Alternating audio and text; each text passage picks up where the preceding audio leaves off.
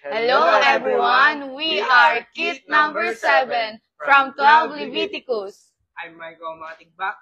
I'm Alyssa May Jubilo. And I'm Ace Leonard Alicante. Automatic garage door opener with proximity control using ultrasonic sensor and servo motor. This project was developed through virtual prototyping using Tinkercad. This process involves creating, simulating, and validating a digital circuit and its code, allowing us to confirm the expected behavior of all electronic components accurately and cost-effectively before any physical assembly. Our system is designed to detect a vehicle proximity using an ultrasonic sensor. When a vehicle is detected within a preset range of 20 centimeters, the servo motor simulates opening the door.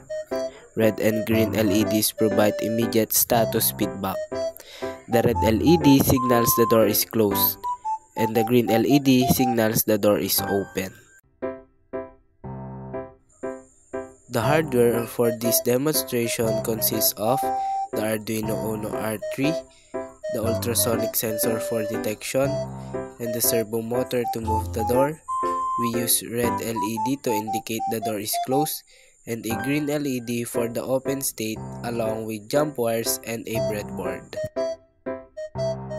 The process begins with the door in a closed state, indicated by the red LED. The system continuously executes a monitoring loop that reads the distance.